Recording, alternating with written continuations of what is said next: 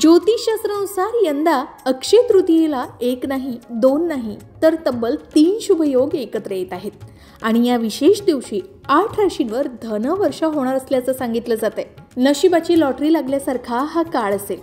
पैसा, यश आणि संधी आपल्या दारात येणार आहेत. कोणत्या आहेत या भाग्यवान राशी आणि कोणत्या आहेत हे 3 शुभयोग, याबद्दलच चला सविस्तर समजून घेऊया. पण त्याआधी आमच्या चॅनलला सबस्क्राईब करा. तुम्ही जर हा व्हिडिओ फेसबुकवर पाहत असाल तर फेसबुक पेजलाही फॉलो करा. अक्षय तृतीया हा दिवस मराठी वर्षातील अनेकविध महत्त्वाच्या सणा उत्सवांपैकी अनन्यसाधारण महत्त्व असलेला दिवस आहे. या दिवशी केलेले शुभ कार्याचे अक्षय पुण्य लाभू शकते अशी मान्यता आहे. शिवाय 3.5 मुहूर्तांपैकी एक असलेल्या अक्षय तृतीयेला सोनं, चांदी, वाहन, त्याचबरोबर घर अशा विविध गोष्टी आवर्जून खरेदी केल्या जातात. अक्षय तृतीयेला देवी लक्ष्मी आणि भगवान श्री हरी विष्णू यांची विशेष पूजा केली जाते. शिवाय पुराणांमध्ये अक्षय तृतीया अतिशय शुभतिथी असल्याचं सांगितलं गेलंय. त्याचबरोबर अक्षय तृतीयेच्या दिवशी पितरांच्या नावानं दान आणि तर्पण अर्पण केले जातात. या दिवशी पितरांच्या नावानं श्राद्ध करता आलं तर त्यांचे विशेष महत्त्व असून पितरांच्या नावानं दान केल्यास शाश्वत फळ मिळतं अशी ही मान्यता असल्याचं सांगितलं जातं. आता यंदा 30 एप्रिल 2025 रोजी अक्षय तृतीया आहे. या दिवशी अतिशय शुभ मानला गेलेला गजकेशरी योग आहे. शिवाय लक्ष्मीनारायण योग आणि मालव्य योग अशा प्रकारचे पुण्य फलदायी राजयोग सुद्धा या दिवशी जुळून येत आहेत. त्याचबरोबर मीन राशीत पंचग्रही योग जुळून येत आहे. अक्षय तृतीयेच्या या दिवशी काही राशींवर लक्ष्मी देवीची अपार कृपा होऊन अक्षय पुण्य लाभ प्राप्त होऊ शकतात असं सांगितलं जात आहे. त्यापैकी पहिली भाग्यवान रास आहे वृषभ रास. वृषभ राशीच्या लोकांना व्यावसायिकांसाठी काळ चांगला असू शकेल. नवीन व्यवसाय सुरू करण्याचा विचार जर या काळात तुम्ही करत असाल तर तो योग्य निर्णय असू शकतो. गुंतवणुकीतून फायदा होऊ शकेल. निर्यात आणि आयात क्षेत्रात काम करणाऱ्यांना लाभ मिळू शकतो. या काळात वृषभ राशीच्या व्यक्ती मानसिकदृष्ट्या शांत आणि स्थिर असाल. समाजात आदर वाढेल. उत्पन्नाची साधनं वाढवण्याची संधी मिळू शकेल. आर्थिक आघाडीवर स्थिती चांगली राहू शकेल. त्यानंतर दुसरी भाग्यवान रास आहे कर्क रास.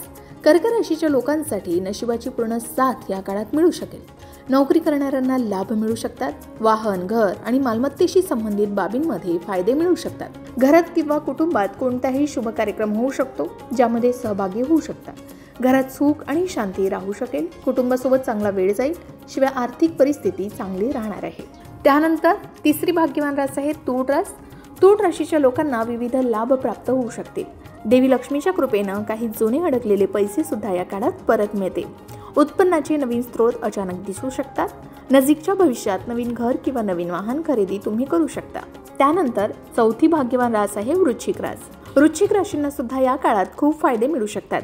आयुष्यात सुरू असलेल्या अनेक समस्या किंवा आव्हानं संपुष्टात येऊ शकतात. मुलांकडून येणाऱ्या समस्या संपुष्टात येतील. व्यवसायात नफा मिळण्याची सुद्धा शक्यता आहे. शिवाय वृश्चिक राशीच्या लोकांना परदेशातून खूप फायदे मिळू शकतात. प्रेम संबंधात सुरू असलेली नकारात्मकता संपुष्टात येऊ शकते. जीवनात फक्त आनंद येऊ शकतो. त्यानंतरची 6वी भाग्यवान रास आहे धनुरास. धनुराशीच्या लोकांना हा काळ अनुकूल परिणाम देऊ शकतो. नोकरी करणाऱ्यांना दिलासा मिळू शकतो. नोकरीत येणाऱ्या समस्या संपुष्टात येऊ शकतात. पदोन्नतीसोबतच पगारवाढ मिळू शकते. नोकरी बदलण्यात येणारे अडथळेही आता दूर होतील. यामुळे काही इच्छा पूर्ण होऊ शकतात. वाहन किंवा घर खरेदी करण्याचे स्वप्नही या काळात पूर्ण होऊ शकते. व्यवसायात नफा मिळण्याची शक्यता आहे. सुखसुविधांमध्येही वाढ होऊ शकेल. त्यानंतर 6वी भाग्यवान रास आहे मकर रास. शिक्षण क्षेत्रात फायदा होऊ शकतो. बौद्धिक क्षमतेतही वाढ दिसून येईल. उत्पन्न वाढवण्याच्या अनेक नवीन संधी निर्माण होऊ शकतील. पालकांना मुलांचा अभिमान वाटेल. अतिरिक्त उत्पन्नाची संधी मिळू शकते. नोकरीतील समस्या संपतील. नवीन व्यवसाय सुरू करण्याचा विचार जर तुम्ही करत असाल तर यशाची शुभ शक्यताही आहे. त्यानंतरची 7वी भाग्यवान रास आहे कुंभ रास. कुंभ राशीच्या लोकांना भौतिक सुख मिळू शकतात. मेहनतीचं फळ मिळू शकेल.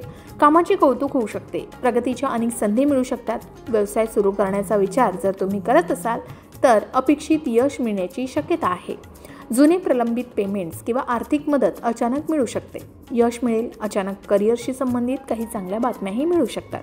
त्यानंतर 8वी आणि शेवटची भाग्यवान रास आहे मीन रास. मीन राशीच्या लोकांना विविध लाभ प्राप्त होऊ शकतील. व्यक्तिमत्व सुधारेल. काम करण्याची पद्धत सुधारेल. नोकरीशी संबंधित नवीन संधी मिळू शकतील. मनोरंजन उद्योगाशी संबंधित लोकांना अनुकूल परिणाम मिळू शकतील. विवाहित लोकांचे वैवाहिक जीवन अद्भुत राहू शकेल. तसेच अविवाहित लोकांना लग्नाचे प्रस्ताव येऊ शकतात. तर मंडळी, अक्षय तृतीयेला येणाऱ्या या 3 शुभयोगांमुळे या 8 राशींना अनपेक्षित लाभ, धनलाभ आणि यश मिळणार असल्याचं सांगितलं जात आहे. आपली ही रास यात आहे का? कमेंटमध्ये नक्की कळवा. ही संपूर्ण माहिती सामान्य गृहीतके आणि ज्योतिषीय मान्यतांवर आधारित असून या संबंधित तज्ज्ञ व्यक्तींचा सल्ला घेणं उपयुक्त ठरू शकेल असं सांगितलं जात आहे.